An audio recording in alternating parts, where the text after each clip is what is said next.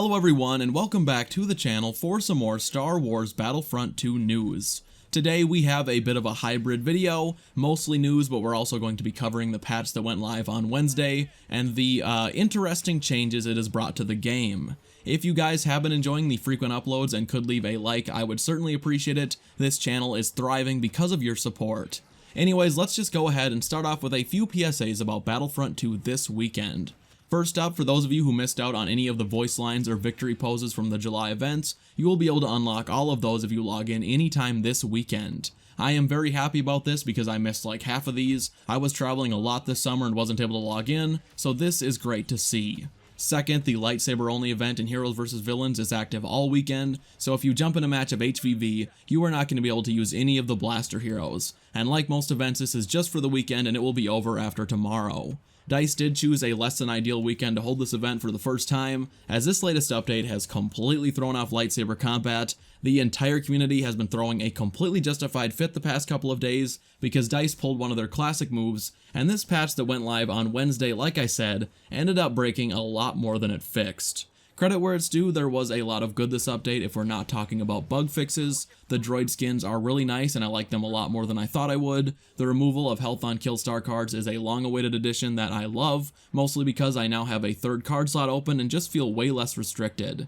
A few of the new cards are also very good. I may just make a separate video discussing which are worth using in general, but some of them like Luke's and Palpatine's are ridiculously powerful, while others like Lando's are not even close to being worth it. They're all over the place. However, if we are talking about bug fixes, this update has undone a lot of what DICE has fixed the past year or so. This patch has introduced and reintroduced a lot of completely game-killing bugs, most of which were caused by the attempted fixes. Most importantly, lightsaber blocking is now completely broken. I was streaming the other night and thought I was losing my mind. I was getting damaged through blocks over and over again like I wasn't even blocking. I seriously thought I was just completely senile until I checked what other players were saying, and yeah, whatever they did to fix blocking in this update just made the problem way worse. Block works just fine against blaster bolts, but against lightsabers it is completely inconsistent, and anyone spamming at you is eventually going to cut right through even with full stamina. This update also introduced another pretty critical bug to both Rey and Obi-Wan, and any players who get hit by either of their dashes will immediately have their stamina taken all the way from full to 0, and this is one of those bugs you just have to question how DICE even managed to accidentally set loose. There are way more bugs that I won't get into that people are flipping out over. Dooku's duelist just still doesn't work, hit detection is at an all-time low, and 50 other problems that are especially prevalent in HVV, but I'm not going to get into all of them. DICE has put out a statement on the issue, as everyone over on the forums was pushing for a hotfix as soon as possible, or maybe even just a patch to revert what was changed on Wednesday. Ben, the community manager, posted a pretty long message saying he understands how frustrating all these new and old bugs are, and that the team is devoting more time to bug fixes as of late. He also said he hopes some of these main concerns will be fixed with the September update, but we won't be getting a hotfix, which is a little annoying. It is good to hear they are putting more resources towards bug fixes, but what is concerning is that this latest update is the reason for several new issues, so it doesn't really matter what they are prioritizing if every time they fix something 10 more things break. It kind of reminds me of that scene in the movie Ice Age, where the squirrel is just trying to stop all these water leaks everywhere, and they just keep popping up until he gets completely overwhelmed and can't stop all of them. I have no idea what made me think of that movie, I haven't thought about it in like 5 years, but it is a relatively accurate comparison. Anyway, Ben did say the team is thinking about creating a public list of bugs the team is currently working on, just so we know what has been seen and what the team is aware of, which does sound like a good idea to me, and should help at least a bit. If I can just see what bug the team is working on and have some idea of when said bug will be fixed, that might make dealing with them slightly less frustrating. Still, I need to actually be able to trust DICE that bugs they say are fixed won't actually make the problem worse,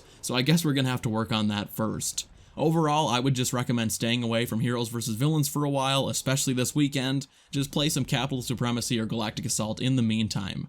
That's all up to you, of course, it's your game and your life, but HVV is in really rough shape right now, and for my own sanity, I'll probably be sticking to non-hero modes for a bit.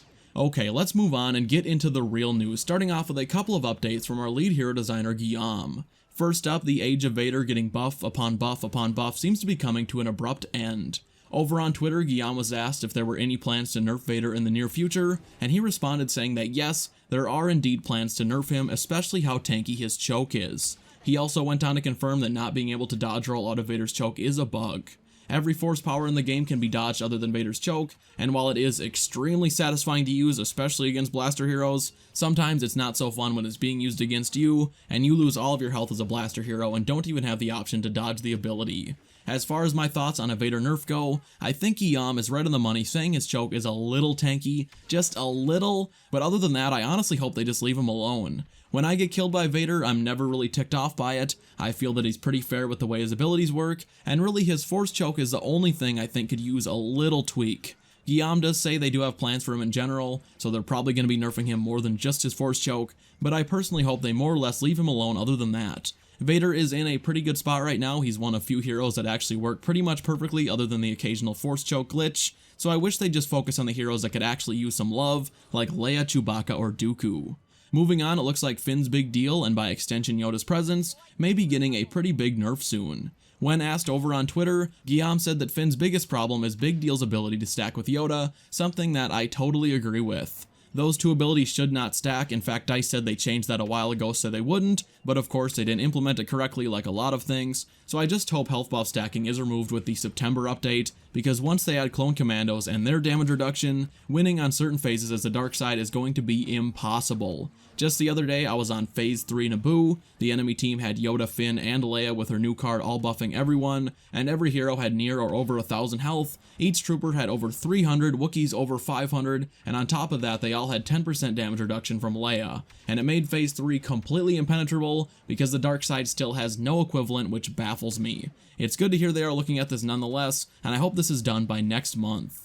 Guillaume also chimed in on something that really excites me, that being Ragdoll Immunity. If you remember, close to a year ago, DICE added stun immunity, so if Lando stuns you with his disabler, Chewbacca can't just come up and instantly stun you again with his shock grenade. You have a couple of seconds of total immunity to let you get your bearings. A year ago, force power immunity wasn't on anyone's mind, because it just wasn't necessary. On the light side, the only Ragdoll force powers you had to deal with were Luke's Force Push and Repulse, an ability that rarely worked at the time, and Yoda's Unleash, another ability that only in the past 6 months or so has actually become reliable. On the dark side, all you had at that time was Kylo's Pull and Maul's Choke. That was it, and in the case of the dark side, I believe that's all there still is for abilities that send you ragdolling. However, on the light side, we have a different story, because Anakin was added with 2 ragdoll abilities, and Obi-Wan with one of his own, and then Luke's Repulse and Yoda's Push were both made far more consistent. So now anyone who can't block on the dark side has to constantly deal with losing control of their character if they want to play aggressively at all. I can't tell you the amount of times I've been pushed, then repulsed, then heroic mighted, then pulled, then all-out pushed, then hit with a nice Yoda push, and then throw in a couple of mind tricks and a detonite charge or 3 for good measure, and we have the perfect recipe for having literally no control over your character for a full minute. And yes, I realize you'd be long dead by this point, but the point stands. However, one thing that would fix this problem would be a brief ragdoll immunity in between, so if you are force pushed, you have a chance to recover and regain control before being ragdolled again. Even a second would be a huge help. I would love this change and some form of ragdoll immunity. I really hope it happens very, very soon.